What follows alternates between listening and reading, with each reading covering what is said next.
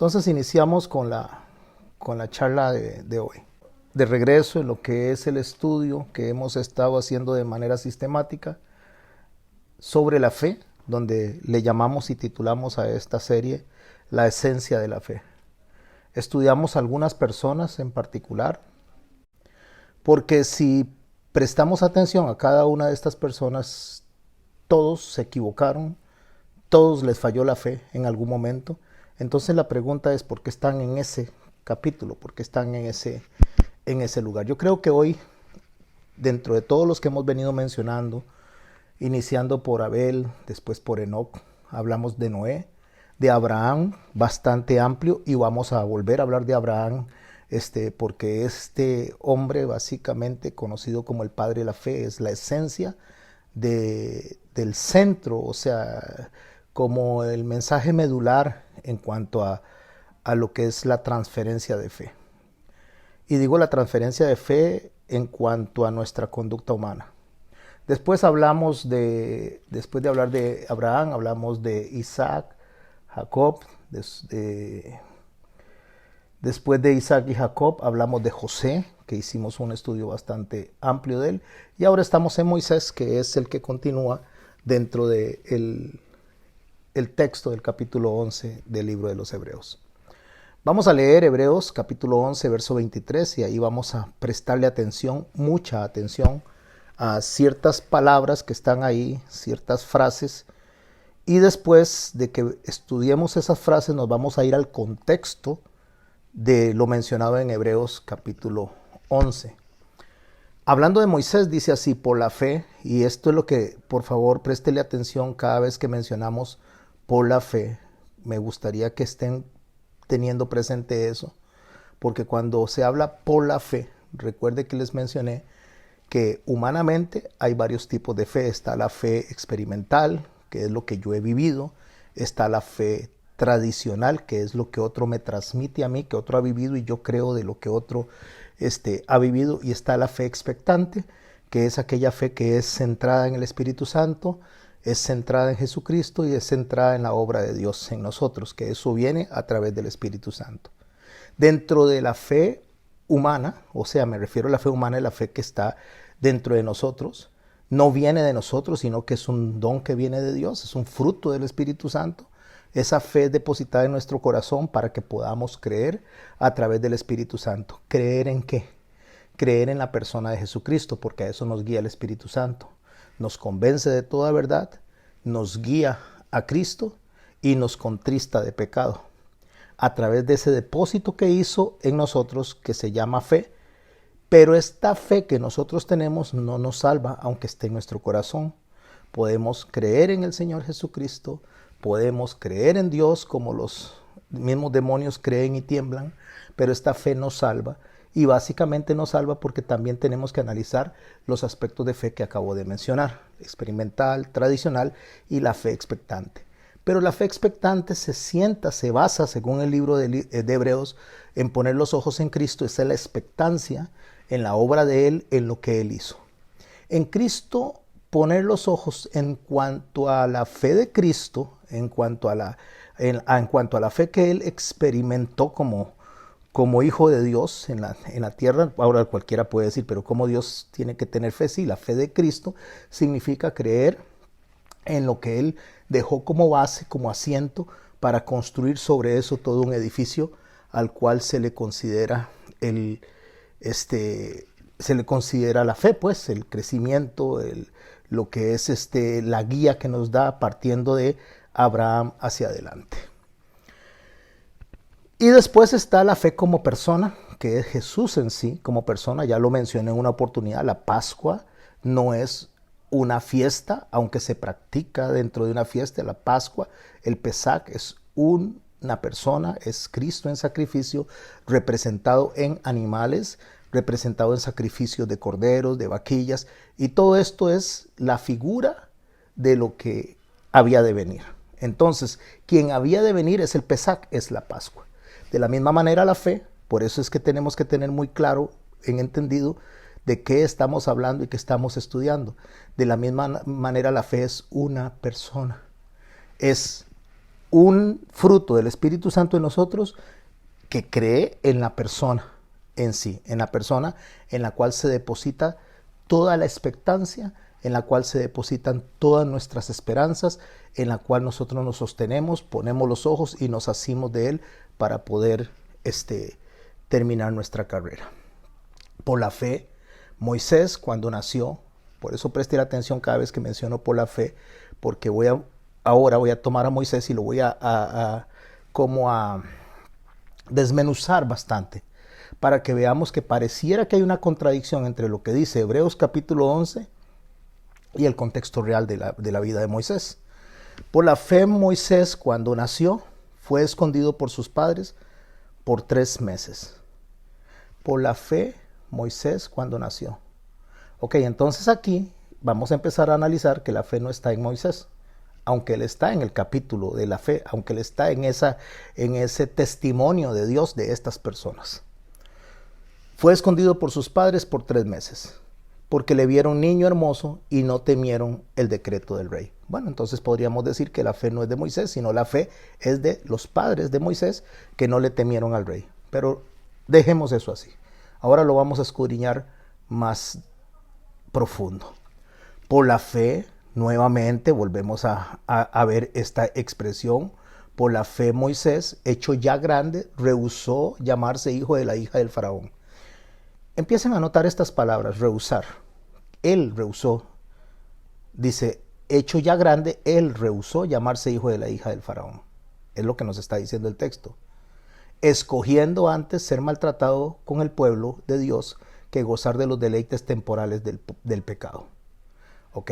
Entonces nos dice una segunda característica. Moisés rehusó llamarse hijo de la hija del faraón y Moisés escogió ser maltratado. Verso 26. Teniendo por mayores riquezas el vituperio de Cristo, que los tesoros de los egipcios, porque tenía puesta la mirada en el galardón. Ok. No olviden esto que estamos haciendo. No olviden este ejercicio que estamos haciendo, porque esto es lo que va a desarrollar todo el tema de hoy, si lo terminamos hoy o el siguiente lunes. Moisés, según dice el texto, rehusó llamarse hijo de la hija del faraón. Moisés escogió no ser maltratado con el pueblo de Dios, sino que se fue a gozar de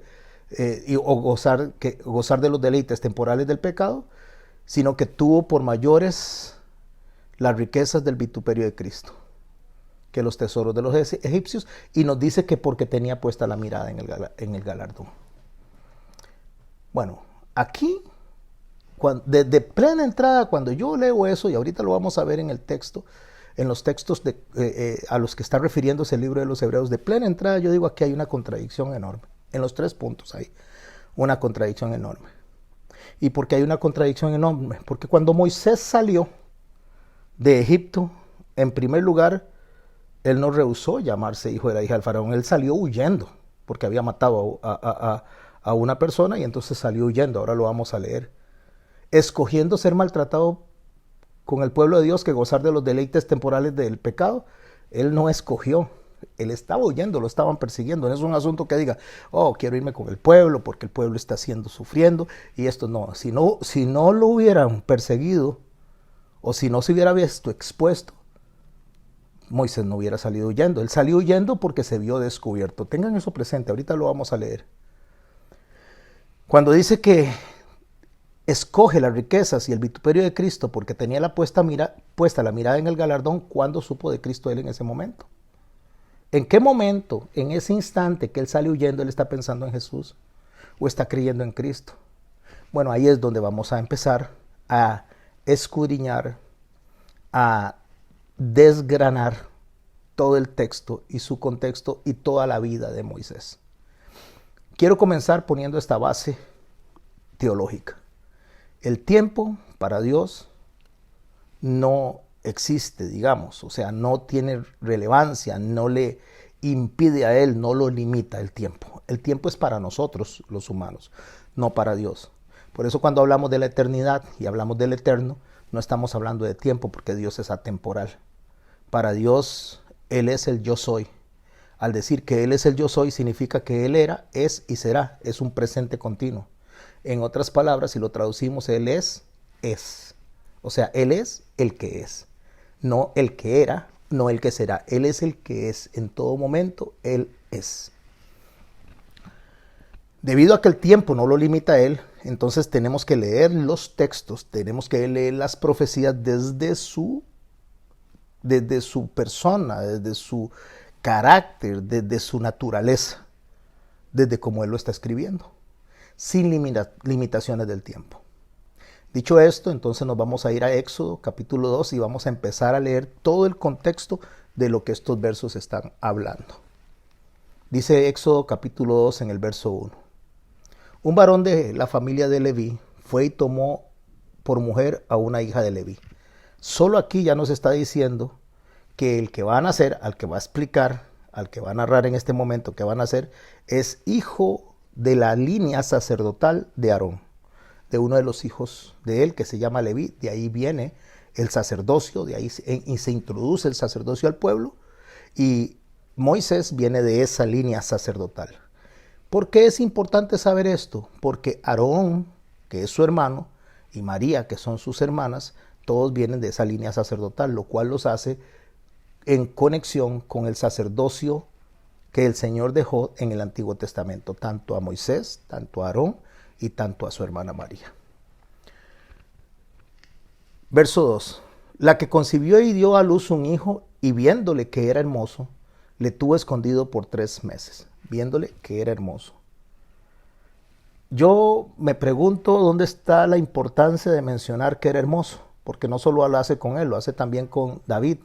En 1 Samuel 10:12 dice que también David era de hermoso parecer. Entonces, cuando nosotros observamos que Moisés era hermoso, que David era hermoso, la pregunta es: ¿a qué se está refiriendo con hermoso, si de manera física o de manera interna? Por supuesto que de manera física, porque cuando narra a David dice que era rubio, que era de hermoso semblante, y lo mismo hace de Moisés. Son cosas que no tendrán tal vez una gran relevancia teológica, pero es interesante que la Biblia haga notar que ellos eran hermosos, o sea, eran atractivos. Seguimos con el texto, leyendo el verso 3. Pero no pudiendo ocultarle más tiempo, tomó una arcilla de juncos y la calafateó con asfalto y brea y colocó en ella al niño y lo puso en un carrizal a la orilla del río. Empezamos a ver cómo el niño empieza a crecer, entonces imagino que ya hacía más bulla, ya necesitaba más espacio, ya no lo podían seguir escondiendo, porque entonces lo iban a descubrir. Entonces, como no lo pudieron esconder, entonces la familia de Moisés hace la mamá de Moisés, su hermana, hacen este canasto que hoy día se le conoce como el Moisés, de junquillos, para poderlo llevar al río y soltarlo ahí. Verso 4.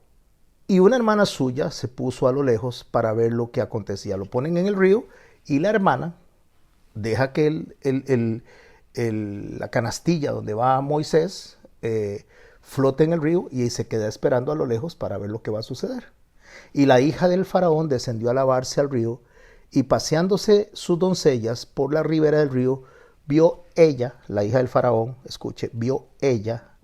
Nadie le dijo que allá está, nadie le comunicó: mire, ahí está Moisés. No se hizo ninguna estrategia, sino que ella fue la que vio la arquilla en el carrizal y envió a una criada suya a tomarse un segundito para cerrar ahora sí. Y envió a una criada suya a que la tomase. Voy a hacer un comentario aquí antes de seguir con la lectura. Voy a hacer un comentario. Aquí no vemos en ningún lado la fe de Moisés. Aquí no vemos en ningún lado la fe de la hermana. Aquí no vemos en ningún lado la fe de nadie. Aquí solo vemos el desarrollo de una historia que se está dando por proteger al niño de alguna manera y dejándolo ir por el río. Podríamos hacer de esta historia y una traducción aquí súper romántica y decir que qué maravillosa la fe de esta familia, que qué increíble cómo hicieron esto sabiendo y esperando que alguien lo rescatara. No. Ellos solamente lo dejaron ir porque, por supuesto, alguien lo podía tomar y rescatar, pero también se podía ahogar, cualquiera de las dos cosas. Entonces, tampoco vemos que la hija del faraón esté buscando algo en particular, sino que es algo fortuito, es algo que circunstancial que se está dando. Tengan todo esto que estoy diciendo presente porque tiene un sentido lo que estoy diciendo. No lo estoy hablando por hablarlo.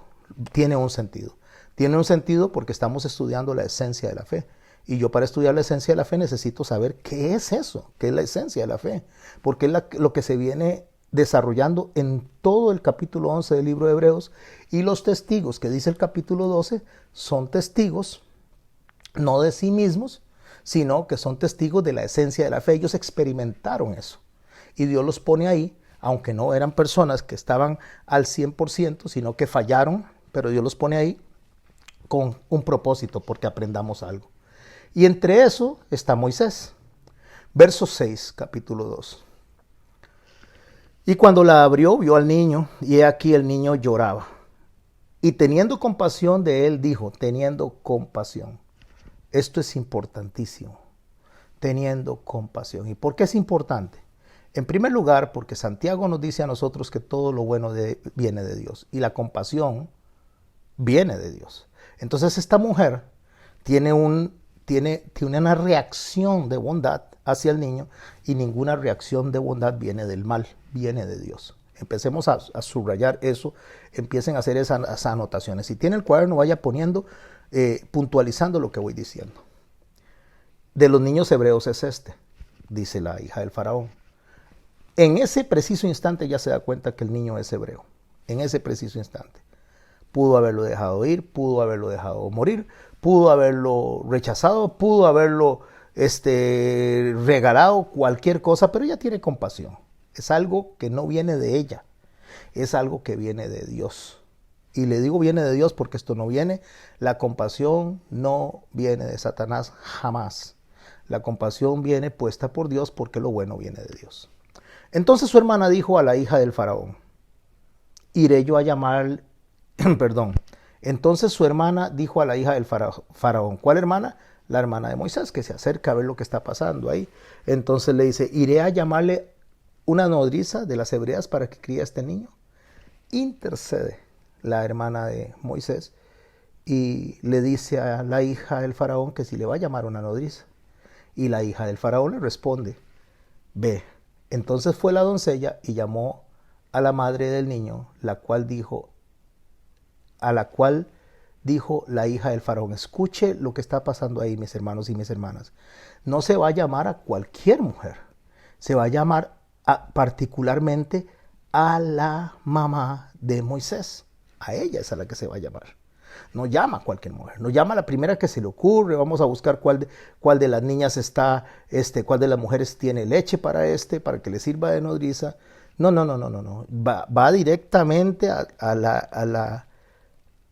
la mamá de Moisés, la cual dijo la hija de Faraón, lleva a este niño y criádmelo, y yo te lo pagaré. Y la mujer, que estamos claros que la mamá de Moisés, y la mujer tomó al niño y lo crió. Antes de seguir leyendo, entonces empezamos a ver que Moisés crece en el contexto hebreo. La Biblia no nos dice qué aprendió con la mamá de Moisés, pero es obvio, está claro que está creciendo en un entorno hebreo donde los hebreos adoran a Jehová, donde los hebreos, ellos recordaban las promesas hechas a Abraham, a Isaac y a Jacob. Ahí está el niño en ese entorno. Él está escuchando eso.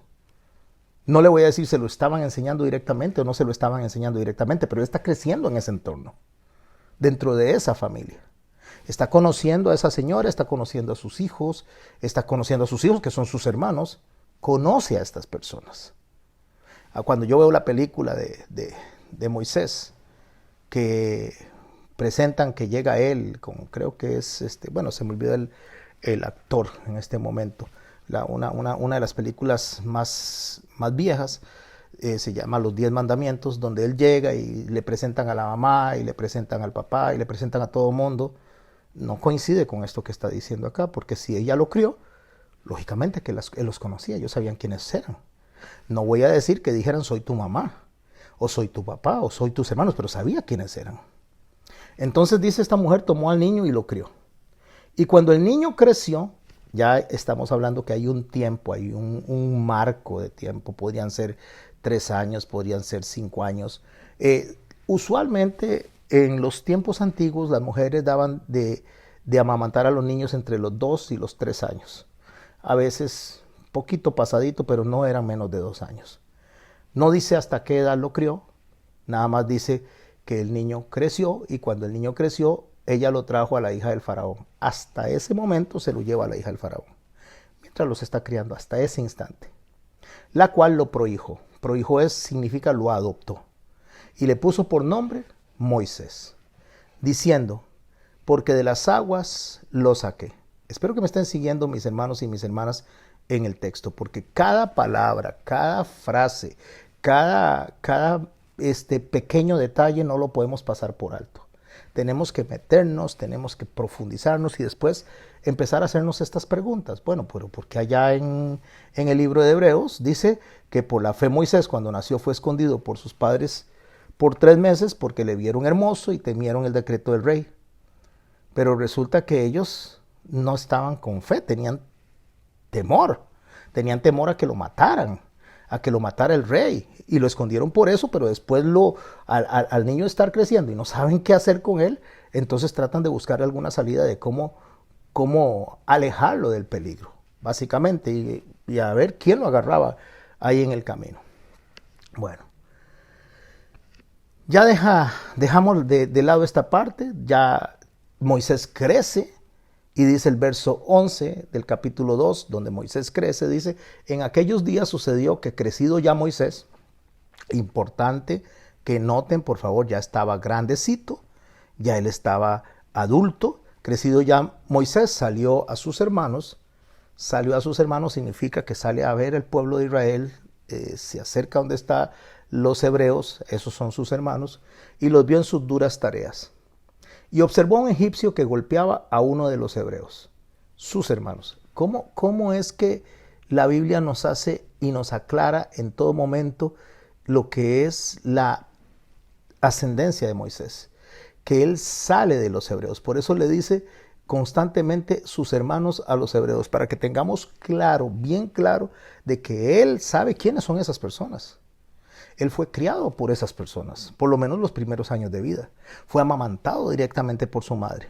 Y sea que lo llevó a los 3 años, a los 4 años o a los 5 años, indiferentemente a la edad que sea, yo, por los estudios que tengo, considero que no menos de los 5 años fue llevado, porque lo que hacen las mujeres de la realeza es dejar a las nodrizas criarlos hasta cierta edad donde ellas ya no tengan que lidiar con estos aspectos de los niños, que hay que asearlos, que hay que darles de comer, todas estas cosas cuando ya ellas los reciben es porque ya el niño se vale por sí mismo, ya él se asea por sí mismo, ya él sabe hacer las cositas por sí mismo. Eso pasa en la mayoría de las culturas y en la mayoría de los palacios, incluyendo por ejemplo los palacios chinos, donde los crían hasta que tienen como 10 o 12 años más que todo, para que ellos cuando llegan ya lleguen para ser formados en aspectos de realeza una vez que han sido formados como personas. Si bien es cierto, como lo digo, no lo dice Moisés, pero asumo que estaba entre los 5 años o un poco más, o todavía tal vez más de los añitos esos entre los 5 y los 10 años. Pero quedémonos con que Moisés estaba más pequeño, ¿verdad? Que estaba entre los 5 años. Verso 2, entonces miró a todas partes y viendo que no parecía nadie, mató al egipcio y lo escondió en la arena. Mató al egipcio. Esto es importante que lo tengan presente porque a Moisés se le va a llamar el hombre más manso de la tierra. Lo dice el texto bíblico, ahora lo vamos a leer en Números. Se le llama el hombre más manso de la tierra y esto no tiene nada de manso para Moisés. ¿Por qué se le llama el hombre más manso de la tierra? Voy a rescatar lo que dije desde el principio. Dios es atemporal, Dios no lo limita el tiempo, Dios no lo limita como a nosotros la cronología de los años nuestros, de la edad nuestra. A Dios no lo limita nada de eso. Dios da un escenario completo y nosotros no podemos interpretar la Biblia fuera de esa visión de Dios. No podemos interpretar las profecías fuera de esa visión de Dios, porque si nosotros nos salimos de esa visión de Dios, entonces no estamos leyendo la Biblia correctamente. Tenemos que leerla si bien es cierto que hay que leerla de manera cronológica, no interpretarla de manera cronológica, porque si no, no entendemos lo que está pasando. Dice el verso 13 del capítulo 2 de Éxodo. Al día siguiente salió y vio a 2 hebreos que reñían. Ya aquí no tenemos un problema entre egipcios y hebreos, sino entre hebreos, entre ellos mismos, entre 2 hebreos, dice que reñían. Entonces dijo al que maltrataba al otro: ¿por qué golpeas a tu prójimo? Y él respondió, uno de los hebreos: ¿quién te ha puesto a ti por príncipe y juez de nosotros? ¿Piensas matarme como mataste al egipcio? Entonces Moisés tuvo miedo. Y ciertamente dijo, esto se ha descubierto. Y ciertamente Moisés tuvo miedo. Estamos en la imagen 333, pero me voy a devolver a la imagen, déjeme ver, a la 326. Dice así: por la fe Moisés rehusó, hecho ya grande, llamarse hijo de la hija del faraón. ¿Ve lo que les estoy diciendo? No coincide con lo que estamos leyendo allá. Escogiendo antes ser maltratado con el pueblo de Dios que gozar de los deleites temporales del pecado. No coincide esto. O sea, no es algo que si yo lo estudio así y se sienta alguien que no conoce del carácter de Dios, que no conoce la persona de Dios, y me presenta este argumento, dice, ¿y dónde está esto? Aquí hay una contradicción entre lo que dice el libro de los Hebreos en el capítulo 11 y lo que dice el relato de Moisés. ¿Por qué? Porque él no está escogiendo nada, él tiene miedo. Ahí no hay una escogencia de él de manera voluntaria, particular, él no está escogiendo nada. Ahí lo que está sucediendo es que tiene miedo. Y sale, por supuesto, huyendo porque fue descubierto. Oyendo Faraón acerca de este hecho, procuró matar a Moisés. Moisés huyó de delante del Faraón y habitó en la tierra de Madián. Es importante destacar que en Madián, cuando él se encuentra con el sacerdote de Madián, ahí él empieza a aprender otras cosas. Empieza a aprender otras cosas que tienen que ver con Abraham. Porque Abraham tiene otros hijos aparte de su hijo Isaac y aparte de Ismael. Tiene otros hijos, tiene 6 hijos en total aparte de ellos. Y estos hijos, uno de ellos es Madián. Y Madián, pues lo que hacían los hijos era llevar de generación en generación la tradición de sus padres. Cuando él habita en la tierra de Madián, él está habitando en una tierra donde el que enseñó, el que instruyó a ese pueblo en esa tierra es un hijo de Abraham. Por lo tanto, eso se traslada de generación en generación. Y lo sabemos en el siguiente verso: estando sentado junto al pozo, 7 hijas que tenía el sacerdote de Madián. ¿Quién es el sacerdote de Madián? Bueno, el que va a ser su suegro más adelante, ¿verdad? Lo que pasa es que Jetro, que va a ser su suegro, lo que pasa es que en este momento se le menciona como el sacerdote de Madián, y esto automáticamente nos conecta a Abraham. Sacerdote es porque es el puente. Sacerdote significa puente, para pasar de un punto a otro. Es el que hace la conexión de generaciones, y el que hace la conexión para llevarle al pueblo lo que Dios quiere, y este mismo sacerdote lleva en oraciones a Dios lo que el pueblo quiere. O sea, esa es la conexión, ese es el puente. Bueno, el que va a ser el suegro de Moisés, pues esa es la conexión para Moisés en ese momento, para aprender más de lo que es el padre Abraham y todo lo que esto significa. Vinieron a sacar agua para llenar las pilas y dar de beber a las ovejas de su padre. Mas los pastores vinieron y las echaron de allí. Entonces Moisés se levantó y las defendió y dio de beber a sus ovejas. Y volviendo ellas a Reuel, su padre, él les dijo: ¿por qué habéis venido hoy tan pronto? Ellas respondieron: un varón egipcio, préstele atención, un varón egipcio nos defendió. Él no luce como hebreo, él no habla como hebreo, él no tiene ni una pizca de hebreo en ese momento, por lo menos en su apariencia, aunque en su mente y su corazón él conocía el trasfondo donde fue el criado. pero en ese momento él luce totalmente como un egipcio. Tanto es así que ellas lo ven como tal y así lo describen a su padre, ¿verdad? Un varón egipcio nos defendió de la mano de los pastores y también nos sacó el agua y dio de beber a las ovejas. Y dijo a sus hijas, ¿dónde está? ¿Por qué habéis dejado a ese hombre? Llamadle para que coma. Y Moisés convino en morar en aquel lugar. Convino estuvo de acuerdo, llegaron a un punto de entendimiento y se queda a vivir ahí.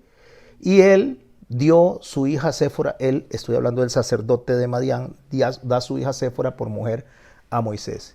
Y ella le dio a luz un hijo y él puso por nombre Gersón, porque hijo forastero soy en tierra ajena. Aconteció en el verso 23 del capítulo 2, vea cómo vamos desarrollando rápidamente el contexto para poder ir a ver el texto que estamos en estudio en el capítulo 11 de Hebreos sobre la esencia de la fe. Aconteció que después de muchos días murió el rey de Egipto y los hijos de Israel gemían a causa de la servidumbre y clamaron y subió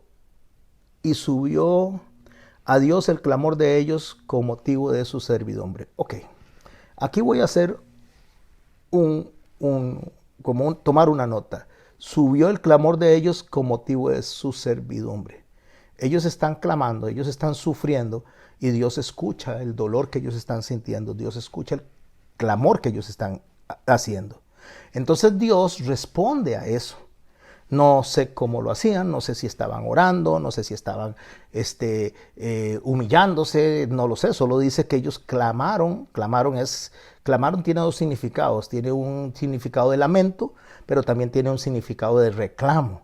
Esos dos significados aparecen en la Biblia cuando se habla de clamar, cuando estamos hablando de que Habacuc estaba clamando, estaba reclamando. Entonces tiene dos significados. En este contexto podríamos decir que hay un reclamo, o sea, estamos prisioneros, fuimos anunciados que íbamos a estar por 400 años prisioneros. Eso se lo dijo al padre Abraham, lo estudiamos en una de las clases. Se le dijo al padre Abraham que iban a ser llevados como prisioneros por 400 años, pero que el Señor los iba a sacar de ahí y los iba a sacar con riquezas. Entonces viene ese clamor, viene esa pedida a Dios de interceder, de intervenir en ellos, y oyó Dios el gemido de ellos y se acordó de su pacto con Abraham. Se acordó. Bueno, ¿qué es que acaso Dios se le olvidan las cosas? No, cuando la palabra menciona que Dios se acuerda de algo, no es que se le olvida, no es que tiene memoria de teflón, ni nada así. En la teología hebrea, en lo que es el estudio de la raíz de la interpretación del texto, cuando dice que Dios se acordó de algo, Dios se acordó de Noé cuando estaba en el arca, Dios se acuerda en este momento de los hijos de Israel que están en cautiverio. Se acuerda significa que Dios ve que ya es el tiempo del cumplimiento. Eso es lo que significa. Se acordó de Noé, se acordó de ellos, es el tiempo de cumplimiento. Se acordó, no es como nosotros, se me olvidó, ay, mira, dejé eso botado. No, es tiempo de que se cumpla lo que yo dije. ¿Y qué es lo que se tiene que cumplir? El pacto con Abraham, Isaac y Jacob. El que le dijo a Abraham, van a ir en servidumbre y yo los voy a sacar de ahí. Y miró Dios a los hijos de Israel y los reconoció Dios. Los reconoció es los veo de nuevo y los veo de nuevo con favor, los veo de nuevo como los veía al principio cuando los llamé. Ok, ya se cumplió el tiempo, ahora entonces los reconozco. Los reconozco es como que voy a renovar mi favor en ellos, voy a reiniciarlos. Es como si usted agarrara una computadora y la reiniciara. Voy a reiniciarlos y entonces vamos a empezar una relación nueva. Bueno, no olvidemos lo que acabamos de leer en Hebreos 11 a partir del 24, donde dice que Moisés fue hecho grande, rehusó llamarse hijo de la hija del faraón, escogiendo antes ser maltratado con el pueblo que gozar de los deleites temporales del pecado, teniendo por mayor riqueza el vituperio de Cristo que los tesoros de los egipcios, porque tenía puesta la mirada en el galardón. Hay cosas que cuando usted lo lee en la Biblia, si usted no se concentra realmente en lo que está estudiando, si no conoce el contexto, si no lee Biblia en su totalidad, si no toma los pequeños detalles que Dios pone ahí para enseñarnos, podríamos incluso nosotros mismos no solo confundirnos, sino que cuando vengan los detractores a preguntarnos que la Biblia se contradice, no saber qué responder. Quiero leer algo del capítulo 12 del libro de Números, cuando habla de Moisés, cuando Dios habla de Moisés, acerca de la persona de Moisés. Dice en el verso 1 del capítulo 12 de Números: María y Aarón hablaron contra Moisés a causa de la mujer cusita. ¿Qué había tomado? ¿Por qué la había tomado mujer cusita? Mujer cusita es una mujer egipcia que la había tomado para unirse a ella. Y dijeron: solamente por Moisés ha hablado Jehová. Aquí hay un problema de envidia, hay un problema de celos en los hermanos de Moisés, en Aarón y María. Aarón era el sacerdote, Dios lo había escogido como sacerdote. María era profetisa, así que no tenían por qué sentirse como se sentían, Dios los había escogido. Por eso dice: no ha hablado también por nosotros, y lo oyó Jehová. Y aquel varón Moisés era muy manso, más que todos los hombres que había sobre la tierra. Muy manso. Esto no coincide con lo que leímos que mató a una persona. Entonces no se le haya sentido a esto. A menos que estudiemos el texto desde la persona del Señor. Desde la persona y el carácter del Señor. Desde lo que realmente Dios es como tal. Y Dios es atemporal. Subrayo, Dios es atemporal. No lo limita el tiempo, ni en su persona, ni en su palabra. No lo limita el tiempo. Entonces Dios tiene un escenario más amplio. Luego dijo Jehová a Moisés, a Aarón y a María: salid vosotros tres al tabernáculo de reunión, y salieron ellos tres. ¿Qué es lo que está pasando ahí? O sea, si nosotros nos ponemos a pensar que Moisés fue escondido por sus padres por 3 meses, porque tenían miedo al decreto del faraón, ahí no está hablando de que Moisés tuviera fe porque era un niño, pero sí se menciona que por la fe sucedió esto. ¿Por la fe de quién? De sus padres. Bueno, vamos a ver a qué fe se está refiriendo.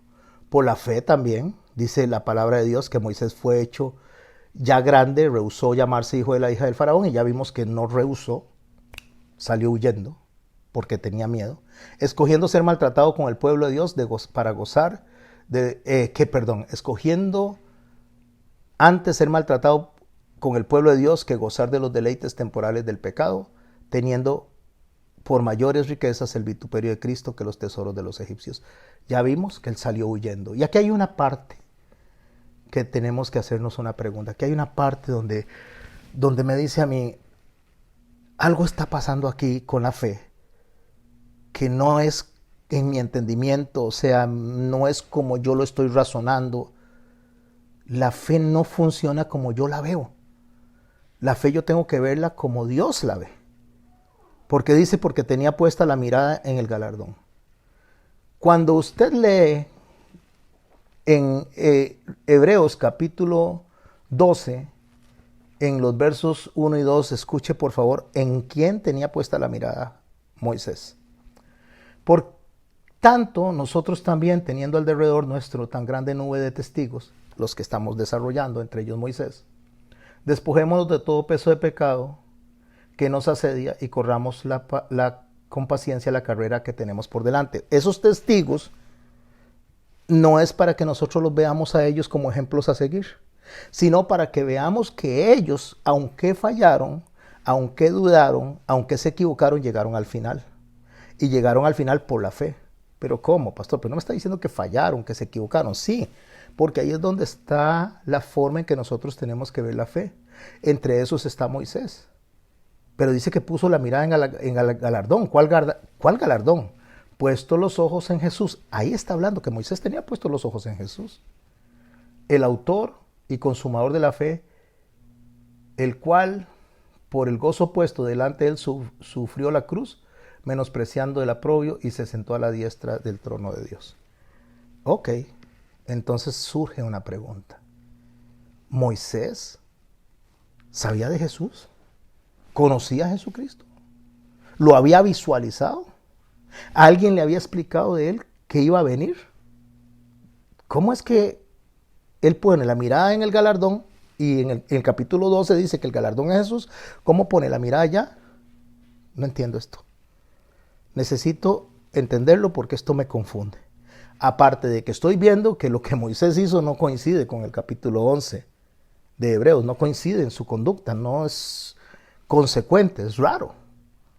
Bueno, en el libro de Romanos, cuando Pablo empieza a hablar del padre Abraham, recuerde que dije que es un ancla, el padre Abraham es la persona que tenemos que ver como el padre de la fe, ahí inicia realmente el creer en algo que él no había experimentado antes y es en la resurrección. Y porque en el capítulo 22 el padre Abraham va a ser probado, le va a decir, Dios le dice a él que entregue a su hijo, a su único hijo, al que él ama. El padre Abraham lo va a entregar. En ese momento, en el capítulo 22 de Génesis, él tiene una fe madura, lo va a entregar, no sabe qué es lo que Dios va a hacer, pero él lo va a sacrificar porque Dios dice, y la palabra de Dios en Hebreos dice que el padre Abraham sabía que a Dios iba a hacer algo y que podía levantar de los muertos incluso a su hijo. Es lo que nos incide el texto donde nos empieza a hablar de la mente de Abraham cuando él nunca había experimentado una resurrección, no había visto una resurrección nunca en su vida, nadie le había hablado de la resurrección, pero él estaba creyendo que Dios le dijo que ese era su descendiente y que de ahí venía la promesa. No sé cómo hacerlo, no lo entiendo, porque no se trata de entenderlo. No sé cómo lo va a hacer, pero él lo dijo, él lo va a hacer. Abraham no está creyendo en la promesa, está creyendo en el que dijo la promesa. Abraham viene de una serie de errores que cometió en el camino, donde entrega a su esposa, donde duda, donde trata de salvar su pellejo, donde viene y se acuesta con la sirvienta porque la misma esposa le dijo que lo hiciera. O sea, no está considerando lo que Dios le dijo que era de su esposa y de él que iba a venir la descendencia, sino que Abraham en su forma natural, en su forma humana de interpretar las cosas, él viene y dice, bueno, esto es así. Me imagino que esto es así, así lo vamos a hacer. No es que él lo está haciendo de una forma pecaminosa, es que así era como se resolvía en esos momentos.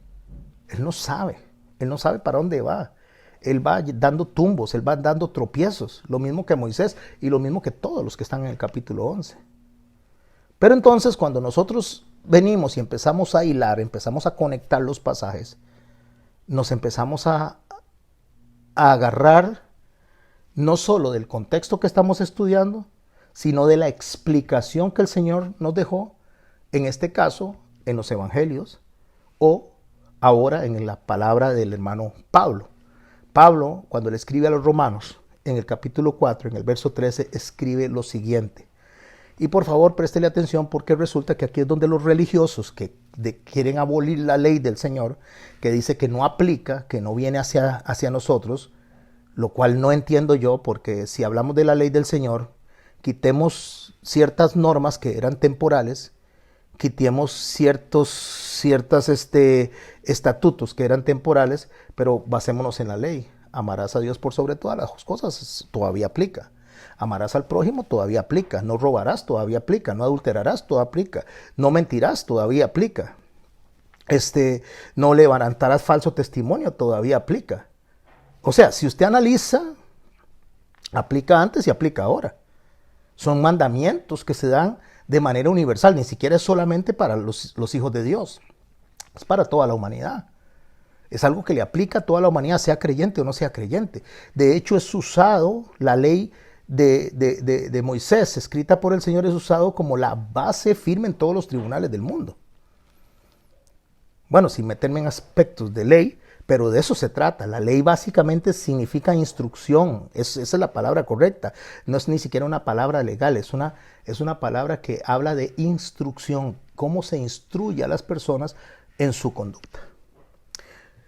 Entonces Pablo, que escribe en un dialecto griego, jónico, ptolomaico, que tiene que ver con un lenguaje de la ley. A ver si les aclaro un poco esto al que no lo saben. En la antigüedad, cuando Alejandro Magno llegó, se dio cuenta de que la gente hablaba diferentes dialectos del mismo griego. estaba el helénico. El helénico era un dialecto usado por gente muy ilustre, gente de alta categoría, gente muy educada. Ese era el dialecto helénico del griego. Después estaba el dialecto ptolomaico, que era el que se usaba en las cortes, era el tipo de dialecto, de lenguaje que se utilizaba a la hora de defender los abogados, los tribunales, todo ese es el dialecto ptolomaico. Y después estaba el dialecto jónico. El dialecto jónico era como el dialecto común, como el dialecto del pueblo, el dialecto de la prole. Esa era la forma en que hablaban ellos. Vamos a ver si podemos compararlo con nosotros. No es lo mismo que usted vaya a un tribunal a defender a una persona y tenga que utilizar un vocabulario, un lenguaje que se refiera en esos momentos a los hechos, pero que un juez lo tome de manera aceptable dentro de su corte. A que llegue y se encuentre en la calle una persona, mira, mae, ¿cómo estás? Mira, mae, aquí, mae, allá. Eso es jónico, eso es populacho, ¿verdad? Ese es el dialecto jónico, es ese dialecto que no tiene nada de cultura. Y el helénico, pues, era el que se utilizaba, como les dije, en las altas cortes, una manera muy educada de elaborar el lenguaje. Cuando Alejandro Magno se encuentra que estos dialectos se hablan, más otros más que se hablaban, pero estoy hablando de los principales dialectos, los soldados no se comunicaban entre sí porque habían unos muy educados, otros muy populachos, entonces no había comunicación a la hora de hacer las guerras. Entonces él viene y establece el griego koiné. Koiné, la palabra koiné significa común, o sea, establece un solo lenguaje en el cual todos utilicen las mismas palabras. Por eso Alejandro se hace tan poderoso en su ataque, porque entonces había comunicación, era un ejército que se comunicaba uno a otro. Ese griego koiné es en el que se traduce la Biblia, particularmente en los tiempos más modernos. Pero cuando la Biblia se escribe usando diferentes palabras de diferentes dialectos, como lo que acabo de decir, el jónico. El jónico, que es un idioma, un dialecto legal, no es un dialecto koiné, sino un dialecto legal, es en el que está escribiendo Pablo a la iglesia en Roma. Es en el que Pablo escribe en todas sus epístolas. Dice así, porque no por la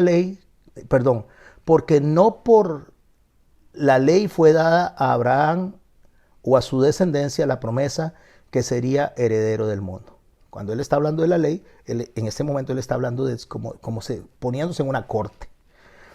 Sino por la justicia de la fe. Aquí hay una separación. Entonces, cuando él está hablando de la ley y separa la justicia de la fe, él está hablando como si estuviera en un tribunal. ¿Okay? El ser humano está condenado. El ser humano, porque pecó, merece el infierno. Él lo dice más adelante, por cuanto todos pecaron, están destituidos de la gloria de Dios, o más atrás, en el capítulo 3 y en el capítulo 6, están destituidos de la gloria de Dios. Él está claro de que toda la humanidad está condenada, pero que viene la justicia de la fe. ¿Qué es la justicia? El equilibrio que produce la fe, el equilibrio que produce el creer en, y el peligro que produce la persona que ejecuta esa fe, la persona que agarra y pone la justicia de Dios en cumplimiento y da por satisfecha la demanda de justicia de Dios. Entonces, Pablo separa lo uno de lo otro, lo que condena, que es la ley, que dice que si se falla, es la condena, y toma la fe en la justicia ya cumplida en Jesucristo, que es el galardonador, que es lo que vio Moisés, que es lo que ven todos a lo lejos que no lo conocen y lo esperan como esperando al invisible. Ahorita vamos a llegar a eso. ¿Y por qué Moisés? ¿Por qué Moisés es escogido para desarrollar toda esta instrucción de la ley? Y en la carta a los romanos, o mejor dicho en todas las epístolas, Pablo viene y nos aclara qué significa esa ley y cómo deberíamos de tomarla. Que la ley no se descarta, que la ley no se desecha, porque la ley nos guía a nosotros a agradar a Dios. Porque si Dios, dice el verso 14, estamos en Romanos 4, porque si los que son de la ley son herederos, o sea, si tuviéramos que cumplir a la perfección esto, seríamos los herederos. ¿Los herederos de qué? De la promesa. ¿De cuál promesa? De la que se le dio a Abraham. ¿Y cuál es la promesa que se le dio a Abraham? Que serían benditas en él todas las familias de la tierra. Y que en Isaac le sería llamada descendencia, porque significa que en Isaac vendría el galardonador, Cristo Jesús. Hay una separación ahí. Hay una separación de promesa. Una promesa es a nuestra forma de vida, al que bendiga, bendeciré. A nuestra forma en que actuamos delante de Dios, esa es la promesa que dice todas las familias de la tierra serán bendecidas si tienen una conducta de acuerdo a lo que Dios establece. Y la otra es la promesa de la salvación. Entonces hay una línea que tiene que ver con conducta y hay una línea que tiene que ver con redención. Pero si no entendemos la separación entre esto y esto, entonces los herederos que creen que van a tener la redención a través de la conducta van a resultar a la fe, lo que dice el texto, y anulada la promesa. Si creemos que nos salvamos por lo que hacemos, entonces la fe no funciona, es anulada la promesa. Aunque nosotros, dice Santiago, que los que tenemos fe deberíamos de producir buenas obras. Porque por la fe, o sea, por la redención, por el sello del Espíritu Santo, nosotros deberíamos de producir buenas obras. Pues la ley produce ira. Cuando dice que la ley produce ira, significa que la ley acusa a las personas, las condena y produce la ira de Dios sobre las personas, porque a la hora que se falla a esa ley, automáticamente son sujetos o somos sujetos de la ira de Dios. Pero donde no hay ley, tampoco hay transgresión. Bueno, si no hubiera ley, entonces no habría nada en que se falle, no se estaría fallando, no fallaríamos. Pero se falla porque algo dice que está mal. Si dice no matarás, se está transgrediendo eso. Si dice no adulterarás, se está transgrediendo eso. Si dice no mentirás y se miente, se está transgrediendo eso. Si no se dijera, entonces la gente estaría en ignorancia. Como estaba la gente desde Adán hasta Moisés, porque la gente mentía, la gente transgredía sexualmente en la depravación que tenían en cuanto a su conducta de lascivia, transgredían la voluntad del Señor, de algo que oralmente ya el Señor había enseñado desde los mandamientos de Noé, donde habían unos mandamientos universales, que son 7 de los 10 mandamientos, están incluidos en estos que se le dieron a Moisés, ya se sabía de manera oral, pero hay una oscuridad de Adán hasta Moisés, y se refiere a que la gente no sabía qué era lo que estaba pasando, no sabía cómo estaban ofendiendo a Dios. Entonces Dios viene y a través de Moisés pone la ley y dice, aquí es donde me están ofendiendo. En esta conducta me están ofendiendo. Pero aunque la ley se cumpliera de manera total, me pueden agradar en la conducta, pero no se van a salvar, porque la justicia no está pagada. Entonces empieza a decir, si la ley no estuviera ahí, no produciría esa ira. Por tanto, dice el verso 16, por tanto, ahora voy a concluir Pablo. Ok, ahora voy a concluir, dice Pablo. Sabemos que la ley nos salva. Sabemos que la ley es buena, agradable y perfecta, lo dice en otra parte. Sabemos que la ley debemos de acatarla. Sabemos que Dios no vino a abrogar la ley. Pero, y ahí viene el por tanto, pero concluimos que las personas están mal, pero viene el por tanto, es por fe para que sea por gracia. Es por fe para que sea por gracia. ¿Cuál fe? Ya hablamos. Tenemos una fe expectante, que es la que tenemos que tomar. ¿Expectante qué? Porque ponemos los ojos en Jesucristo, que es el que llegó adelante, que fue el que entró al aposento, al lugar santísimo, es el que abrió la puerta, y si ponemos los ojos en Cristo y hacemos lo que Él dice, entonces vamos a agradar a Dios. Pero resulta que como la ley no es la que salva en sí, la ley como tal, sino es Jesucristo, la fe personificada, la fe que dio por satisfecha la justicia de Dios, esa fe personificada es por Él, no por lo que yo hice, entonces es por gracia. Es por gracia a fin de que la promesa sea firme. A fin de que la promesa sea firme. ¿Cuál promesa? La que se le dio a Abraham y se ratificó en Moisés. Y ahora lo vamos a ver, para que sea firme. Porque el hombre no podía cumplir con eso. Porque el hombre iba a fallar. Estudie la parte donde estudiamos al padre Abraham, donde hay un pacto entre el horno y la antorcha delante de Abraham, donde el hijo y el padre están pactando porque ellos son los que van a sostener la promesa. No puede sostener Abraham, no la puede sostener Moisés, no la puede sostener absolutamente nadie, sino que las tiene que sostener Dios mismo en la persona de Jesucristo. Para que la promesa sea firme, para toda su descendencia, no solamente para la que es de la ley, o sea, no solamente para la que es de la ley, se está refiriendo a los judíos, no solo para los judíos, es la promesa, sino también para los que, sino también para la que es de la fe de Abraham. ¿Cuál es la fe de Abraham? Los descendientes de la fe de Abraham, todas las familias de la tierra, para que estas personas sean alcanzadas.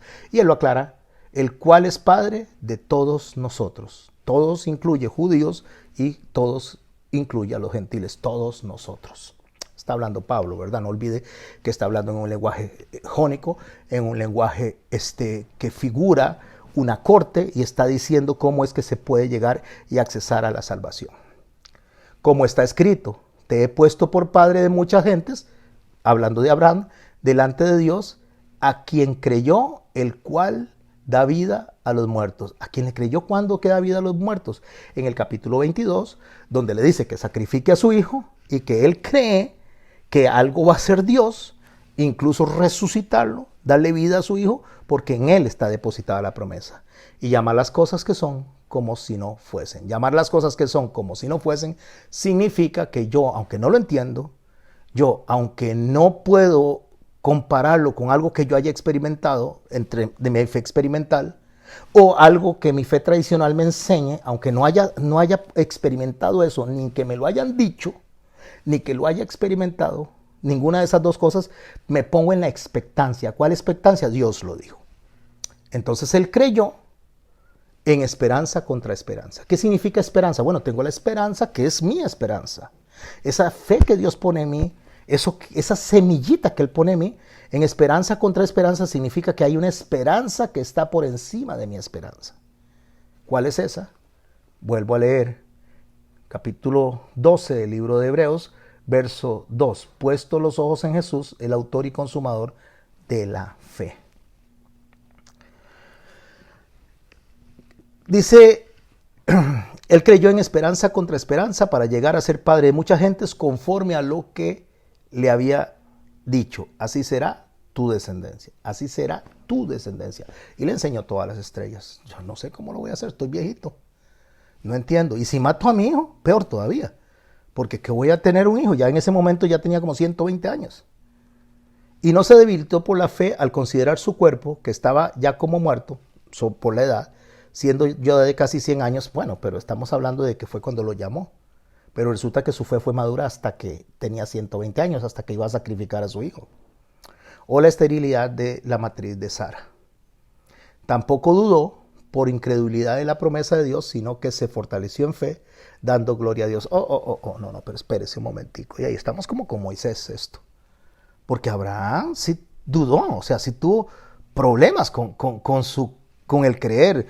Primero tuvo a Ismael con la mujer, con la sierva, ¿verdad? Tuvo a Ismael con la sierva, con Agar.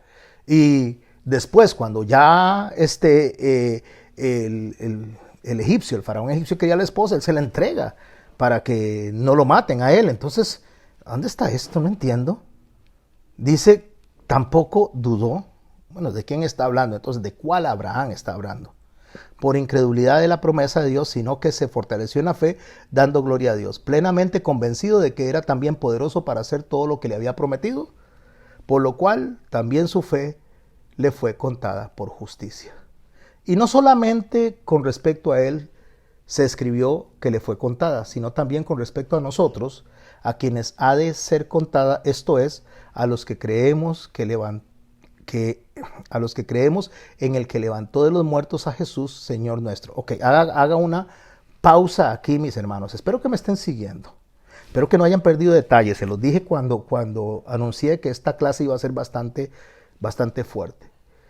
¿En qué está creyendo Abraham? ¿En qué está desarrollando el texto Pablo de lo que Abraham creyó? Que pareciera que no creyó. Pareciera que Moisés tuvo problemas también. Pero aquí está la clave. A los que creemos en el que, aquí préstele atención, en el que levantó de los muertos a Jesús el Señor nuestro. A los que creemos en el que levantó de los muertos al Señor Jesús nuestro.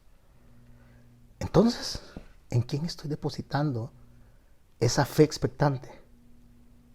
¿Dónde estoy creyendo yo? ¿En Abraham? No estoy creyendo en Abraham. Es más, creo en Jesús, pero estoy creyendo en Jesús solamente. No, en el que levantó de los muertos a Jesús, Señor nuestro.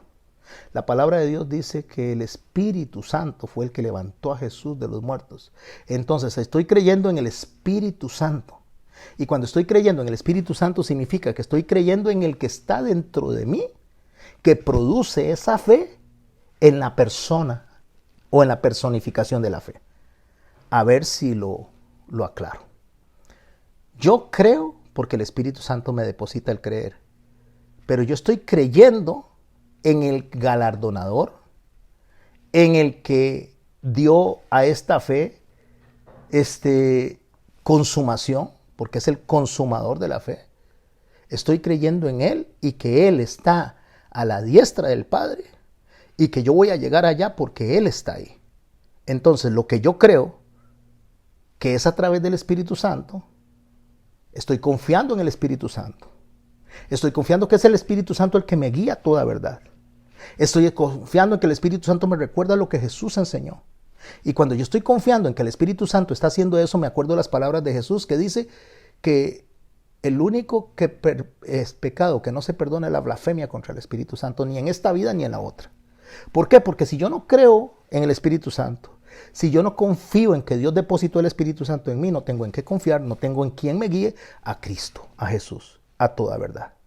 Entonces dice que esto de la fe nos alcanza a nosotros que creemos en el que levantó de los muertos a Jesús nuestro Señor. ¿Qué creemos? Que tenemos al Espíritu Santo. Y si yo creo que tengo al Espíritu Santo, cuando alguien me hace enojar, yo no digo me hicieron enojar, yo digo yo me enojé porque no tengo la templanza, no tengo el control y el dominio propio que da el Espíritu Santo. Entonces tengo que pedírselo al Espíritu Santo. Cuando alguien viene y me engaña con la palabra y me manipula, cuando alguien viene y me roba a través de la palabra, entonces tengo un problema porque no tengo el discernimiento del Espíritu Santo que tengo que pedirlo. Cuando alguien me hace a mí maltratar a las demás personas o yo mismo maltrato a las demás personas, tengo un problema porque el Espíritu Santo es el que me guía a toda verdad y la verdad es que nos amemos unos a otros como Cristo nos amó. Entonces, al final de cuentas, el verso 25 del capítulo 4 de Romanos dice, el cual fue entregado por nuestras transgresiones, todo eso. ¿Quién no me lo recuerda? El Espíritu Santo. Y resucitado para nuestra justificación. Pregunta, a ver si puedo cerrar esta clase ahora para que podamos charlar alrededor de este tema tan delicioso. Pregunta, entonces, Moisés, dice la palabra de Dios, que tenía puestos los ojos en el galardón, que tenía puestos los ojos en Jesús. ¿Cuándo vio a Jesús? Para que pudiera escribir esto, el escritor del libro de Hebreos. Para eso necesitamos ir al capítulo 34 del libro de Éxodo. Mientras tanto, repaso lo que dice el texto que estamos estudiando hoy. Con todo lo que acabo de poner, leamos. Por la fe dejó a Egipto, no temiendo la ira del rey. No, eso no es cierto. Él se asustó y huyó. Porque se sostuvo como viendo al invisible. ¿Cuándo lo vio? No entiendo cuándo lo vio, porque ahí nadie le había enseñado a Jesús, nadie le había enseñado a Dios. Entonces, ¿cómo creyó en el invisible? Por la fe celebró la Pascua y aspersión de sangre para que el que destruía a los primogénitos no los tocase a ellos. Eso es más adelante, ya en el capítulo 12 de Éxodo. No entiendo qué es lo que está pasando aquí. Por la fe pasaron el Mar Rojo, como por tierra seca, e intentando los egipcios hacer lo mismo, fueron ahogados. No, pastor, se me hizo un enredo. Se me hizo un enredo porque todo eso pasó después y cuando él salió por la fe. ¿Y cómo va a tener fe si eso fue más adelante? O sea, él estaba creyendo en algo, estaba creyendo que los iba a pasar por el Mar Rojo, estaba creyendo todo eso. No, Señor, no es a eso a lo que se está refiriendo por la fe. Y después en el verso 30 dice, por la fe cayeron los muros de Jericó después de rodear los 7 días. Vamos a hablar de Rahab, que es el siguiente personaje a tocar. Pero dice en el verso 34 del libro de Éxodo, que es donde vamos a ver por qué Moisés es mencionado de esta manera en el libro de Hebreos capítulo 11. ¿Por qué es Moisés de esta manera? Entonces no olvidemos, mis hermanos y mis hermanas, que para yo entender el texto necesito leerlo con el carácter de Dios. Dios es atemporal, Dios tiene todo el escenario completo, desde que inicia hasta que termina. Dios nos ve a nosotros como obra terminada. Y como Dios nos ve a nosotros como obra terminada por la fe, y subraya esa parte, por la fe, por la que pasaron el Mar Rojo, por la que creyeron cayeron los muros de Jericó, que por la fe fue salvado del Nilo, que por la fe fue hecho grande, no aceptó estar con la hija del faraón, o mejor dicho, las riquezas de Egipto, por la fe. Pero pastor, hay una contradicción ahí. Por la fe Abraham, el padre de la fe, aparentemente no tuvo ninguna duda y sí falló un montón de veces. Entonces, ¿de qué está hablando? Para eso les voy a invitar que vayan a Éxodo capítulo 34. En el capítulo 32 de Éxodo, Dios le había dicho a Moisés que hiciera 2 tablas. Moisés hace 2 tablas.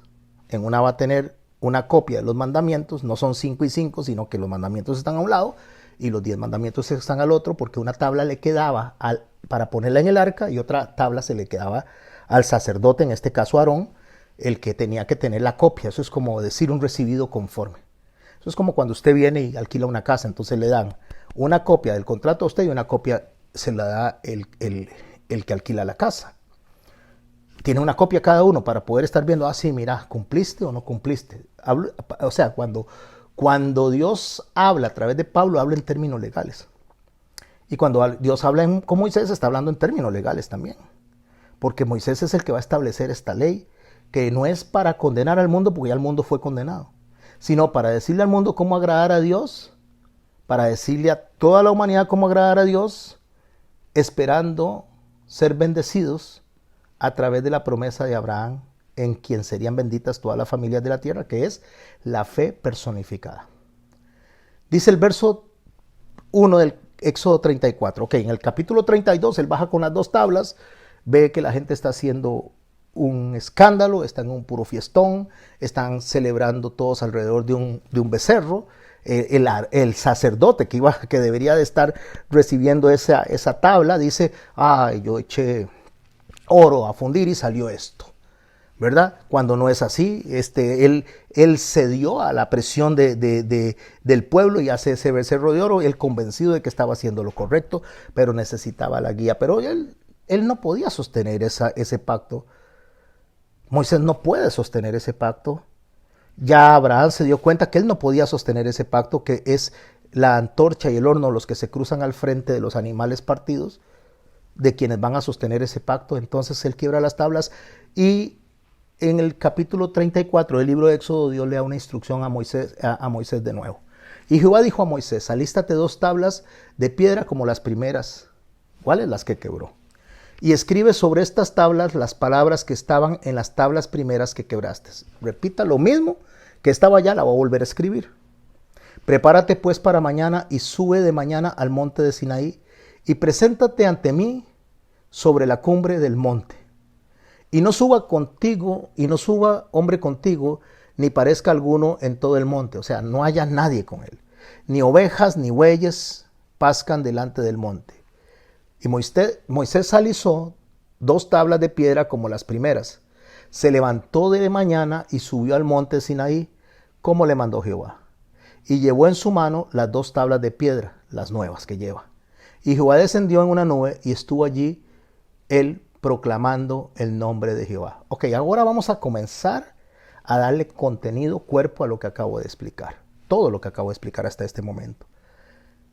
Préstele atención. Y descendió Jehová en la nube. ¿En cuál nube? En la nube que iba a posarse después en el tabernáculo. O sea, sobre el altar, sobre el arca del pacto. Entonces Jehová desciende en la nube. ¿Quién desciende? Por favor, preste la atención. Jehová descendió en la nube y estuvo allí con él. ¿Quién está con él? Jehová. Ok, Jehová desciende en la nube y está ¿con quién? Con Moisés. ¿Qué está haciendo Jehová? La palabra de Dios dice que Jehová está proclamando el nombre de Jehová. O sea, Jehová está anunciando a Jehová. Jehová está predicando a Jehová. Jehová está llevándole a Moisés el mensaje de Jehová. Jehová está hablando de Jehová. Ahí no está hablando Moisés. Ahí no está hablando nadie más. Es Jehová que desciende hablando de Jehová. Voy a trasladarlo a Abraham. Abraham vio una antorcha que es de Jehová, representada en el Verbo, representada en el Hijo, que representaba a Jesús, y un horno que representa al Padre, que representa a Hashem, que representa a Elohim. Ok, están cruzándose delante de ahí. Moisés está viendo a Jehová que desciende en la nube, está con Moisés proclamando el nombre de Jehová. Jehová hablando de Jehová. Ahora vea lo que dice el verso 6. Y pasando Jehová por delante de él, Jehová que está proclamando a Jehová que está con él, parece un trabalenguas, pero espero que lo esté comprendiendo y yo me esté explicando. Jehová pasa delante de él, ¿de quién? De Moisés. Moisés está ahí, está viendo todo lo que está pasando y lo que hace Jehová es decir esto: Jehová, Jehová, Jehová que está hablando con Jehová, que está haciendo un sacerdocio con Jehová, que está haciendo en ese momento una intercesión sacerdotal delante de Jehová.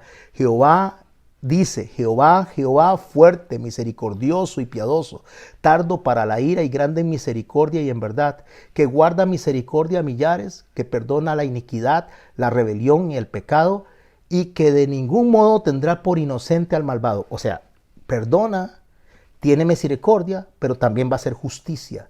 Va a castigar al malvado. Que visita la iniquidad de los padres sobre los hijos y sobre los hijos de los hijos hasta la tercera y cuarta generación.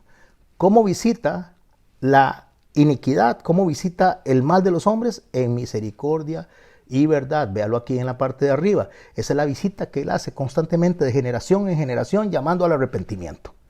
Eso es lo que Moisés está viendo a Jehová, delante de Jehová, y Jehová está proclamando lo que Jehová tiene como mensaje para ese pueblo, el nuevo pacto que tiene con ese pueblo y cómo se va a sostener ese pacto. Entonces Moisés, apresurándose, bajó la cabeza hacia el suelo y adoró. ¿A quién adoró Moisés? A Jehová, al Señor, al que está ahí delante de él, y le dice a ese Señor, a Jehová le dice: ahora Señor. Le dice a Jehová: ahora Señor. Recuerda el contexto.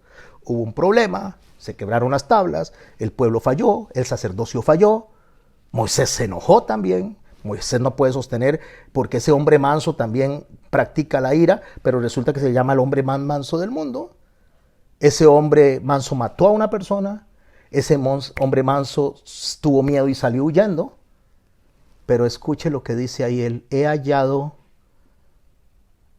si ahora, Señor, he hallado gracia en tus ojos, vaya ahora el Señor en medio de nosotros, o sea, interceda por nosotros.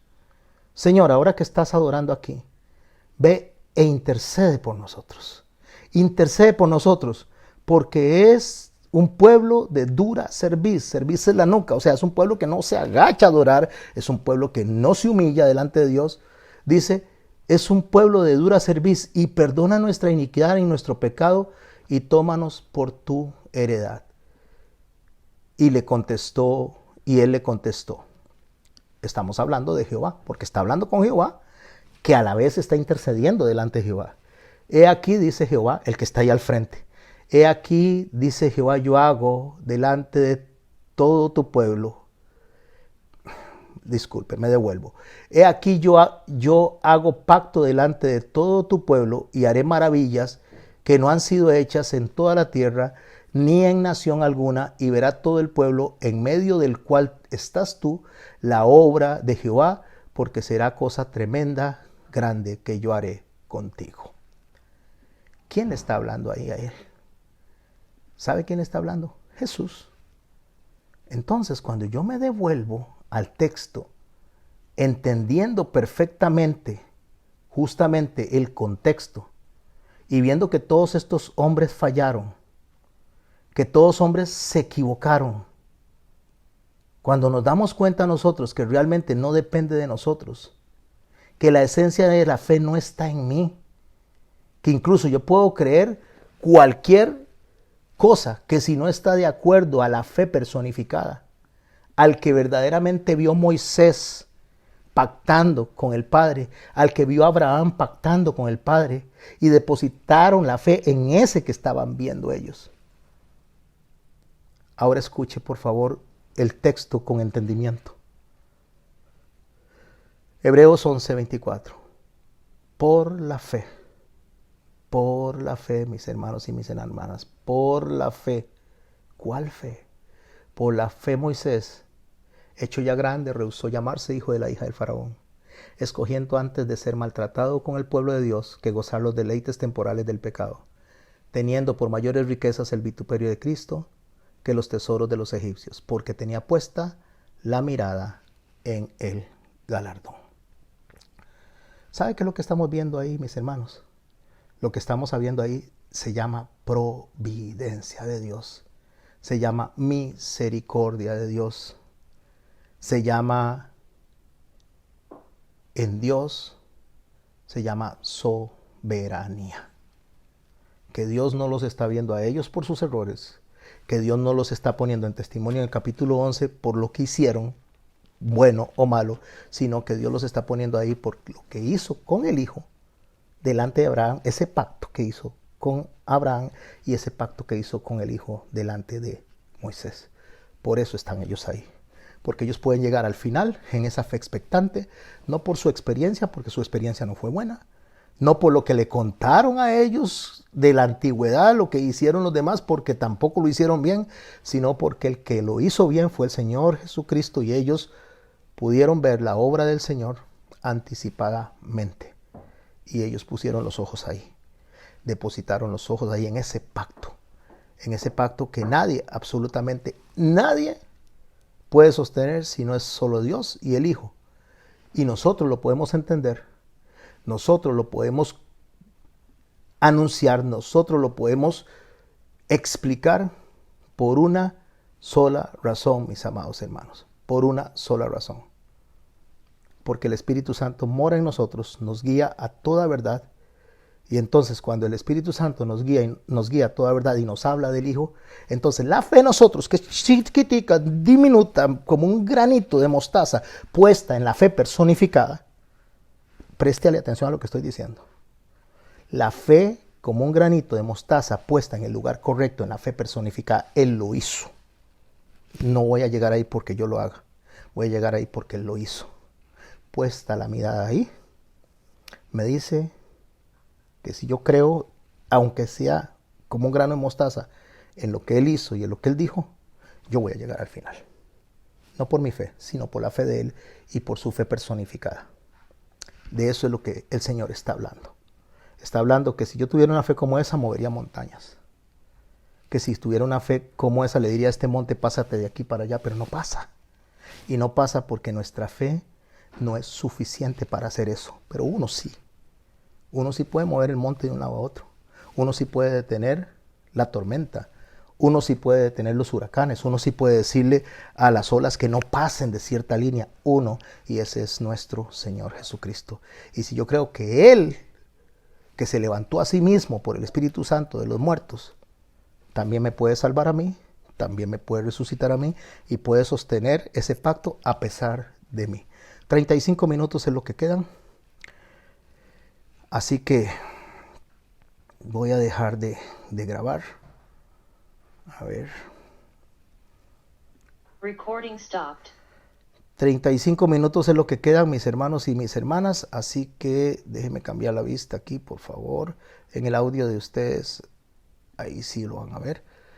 Para comentar, aprovechemos, puntualicemos, seamos en la participación muy concretos a hablar del tema de aquí.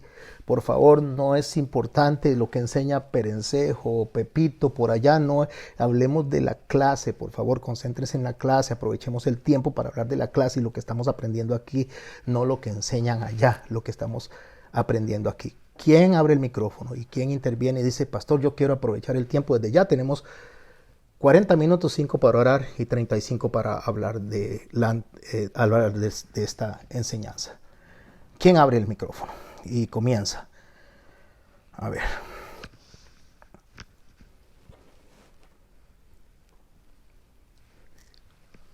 Bienvenido el pastor Miguel, bienvenida la hermana Olga, que no la había saludado, la familia Miranda, Fletes, bienvenidos. Alejandro creo que no lo había saludado, Cheinita y Johnny, a Leo, a Charol, a la hermana Magda, a Esteban y familia, a Eric no lo había saludado, a Willy y familia, a Noel, Carolina, no los había saludado. Creo que espero no pasarme por alto a ninguno. ¿Quién quiere participar? O sea, los que enriquecen la clase son ustedes. Ustedes son los que enriquecen la clase. Ustedes son los que le traen el condimento a esta clase. Cuando ustedes vienen y empiezan a participar. La esencia de la fe. ¿Quién es la esencia de la fe? Nuestro Señor Jesucristo.